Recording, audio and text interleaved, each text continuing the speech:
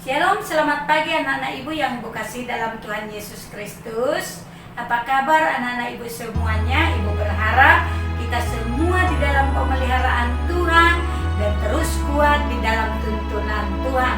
Nah, pagi ini kita mengawali seluruh hidup dan aktivitas belajar kita.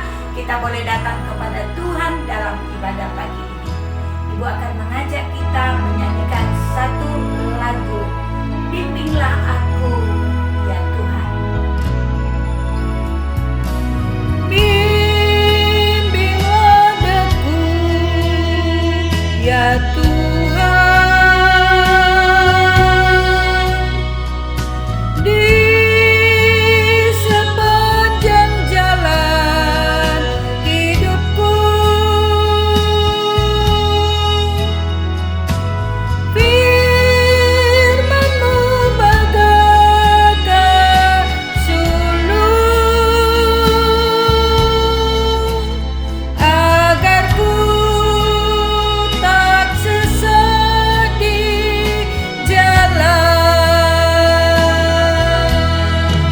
Tanpa Yesus di sisiku, tanpa Yesus membimbingku, tanpa Yesus menopangku, ku kan jatuh.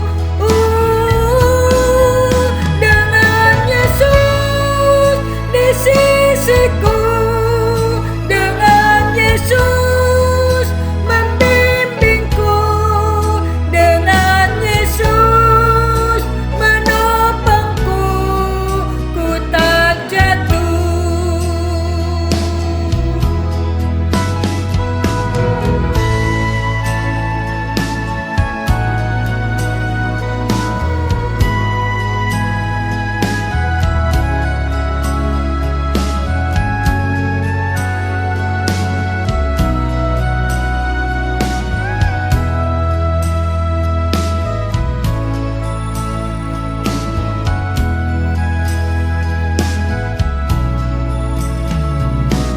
Bimbinglah aku, ya Tuhan, di sepanjang jalan hidupku.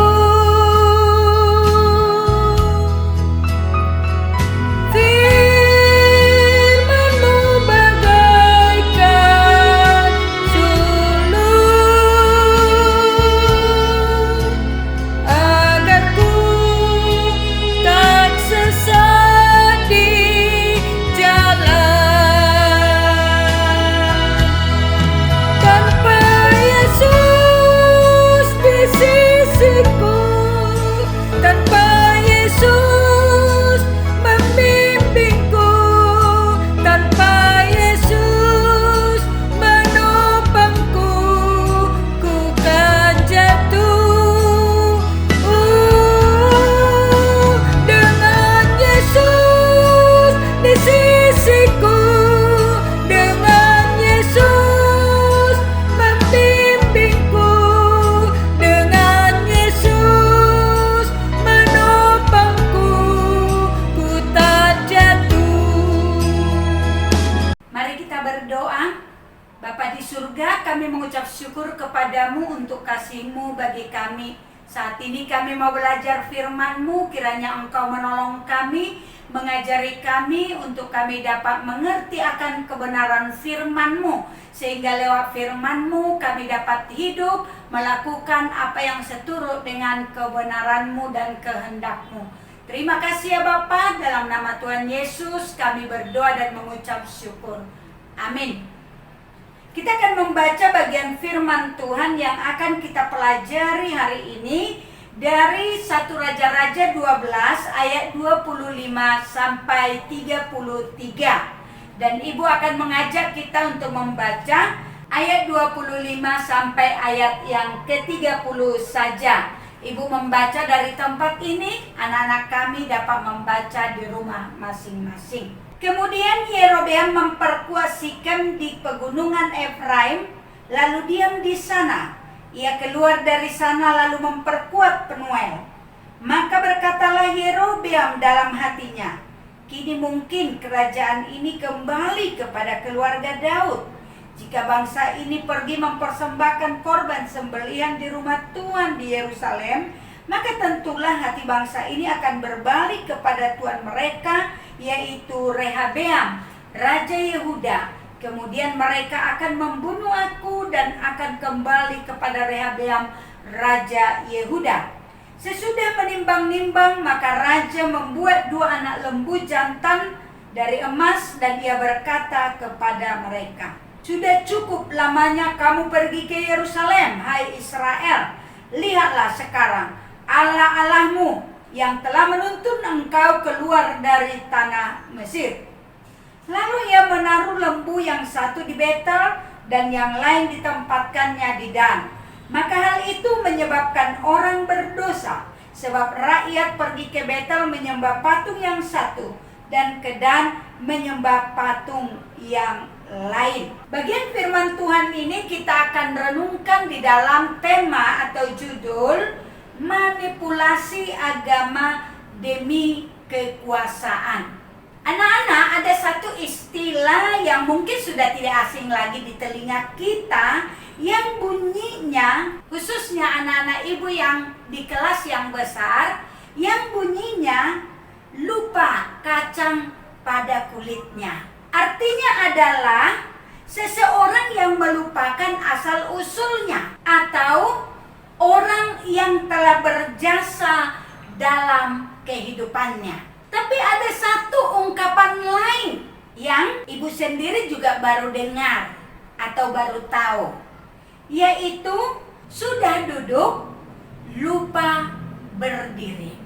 Apa maksudnya? Ini adalah sikap atau mental seseorang yang dimiliki oleh sebagian orang. Setelah dia mendapatkan sesuatu dan menikmati misalnya kedudukan, maka dia sulit untuk melepaskannya, karena mungkin dengan kekuasaan atau kedudukan dia mendapatkan fasilitas yang membuat kehidupannya menjadi nyaman dan enak, sehingga dia rasanya sulit untuk melepaskannya. Nah, di dalam bagian yang sudah kita baca, bahkan sebelum-sebelumnya, kita dapati setelah bangsa Israel terpecah menjadi 2, yaitu sebagian dipimpin oleh anak-anak Salomo, anak Daud, Salomo, yaitu Rehabeam, tapi sebagian besar Tuhan percayakan dipimpin oleh Yerobeam. Dan kita dapati sebenarnya yang memberikan kesempatan Yerobeam yang menjadi raja adalah Tuhan. Tetapi di dalam bagian ini kita dapati, dan kalau kita perhatikan, Tuhan sudah berjanji bahwa Tuhan akan membuat kepemimpinan Yerobeam sama seperti Raja Daud, asal dia tetap hatinya taat dan berpaut kepada Tuhan. Tetapi sangat ironis dan tragis. Kenapa?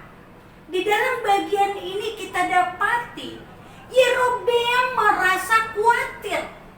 Dia takut kalau bangsa itu, kalau mereka tetap pergi ke Yerusalem untuk beribadah, karena di sana adalah pusat penyembahan mereka sebagai umat Allah, dan sekaligus itu adalah ibu kota kerajaan Yehuda, di mana Rehabeam memimpin sebagai raja. Dia kemudian berpikir, jangan-jangan kalau bangsa ini tetap nanti pergi ke sana, maka jangan-jangan mereka akan beralih kepada anak Daud atau keturunan Daud, kepada Raja Rehabeam, lalu mereka membunuh saya. Padahal sebenarnya yang seharusnya dia pegang adalah bahwa Tuhanlah yang mempercayakan itu kepadanya. Tetapi kita dapati di dalam bagian ini, bukannya dia bagaimana mengikuti apa yang dikatakan oleh Tuhan untuk dia tetap taat dan setia kepada Tuhan, melakukan janji-janjinya. Justru sebaliknya, dia melakukan sesuatu yang bertolak belakang dari apa yang Tuhan inginkan, yakni dia mendirikan patung anak lembu yang terbuat dari emas. Lalu dia membuat dua. Satu dia dirikan di kota Dan yang perbatasan di sebelah utara, dan satu di Betel perbatasan sebelah selatan untuk negeri Israel dengan Yehuda. Dia berpikir kalau orang Israel tidak pergi lagi ke Yerusalem, tidak bertemu lagi dengan kaum suku Yehuda, maka mereka itu akan tetap tunduk di dalam kepemimpinannya. Tetapi justru inilah kemudian yang menghancurkan dia. Dia mencoba dengan caranya dia melakukan sesuatu yang perbuatan-perbuatan yang keliru, yang menipu, yang pada akhirnya dia pikir itu bisa mengokohkan akan kekuasaannya. Tetapi justru sebaliknya, itulah menjadi kehancurannya. Yerobeam telah menyebabkan bangsa Israel berdosa kepada Tuhan. Dan inilah pada akhirnya menjadi penyebab Tuhan kemudian memurkai Yerobeam dan juga bangsa Israel itu sendiri. Kekhawatirannya akan umat itu berbelok kembali kepada Rehabeam. Bukannya dia dasarkan untuk bagaimana dia mencari Tuhan, mengandalkan Tuhan, tapi sebaliknya justru dia membuat umat itu semakin jauh daripada Tuhan. Dan pada akhirnya dia harus mengalami penghukuman daripada Tuhan. Nah, apa yang mau kita pelajari di dalam bagian ini? Anak-anak kami yang dikasihi oleh Tuhan, mungkin ada keinginan-keinginan di dalam kehidupan kita. Mungkin kita ingin menjadi juara di dalam studi kita. Itu sah-sah saja. Tetapi yang perlu kita pikirkan adalah apakah ketika kita mau meraih itu, kita melakukannya seturut dengan kehendak Tuhan. Belajar dengan sungguh-sungguh, bertekun, minta Tuhan menolong supaya pada akhirnya engkau mendapatkannya.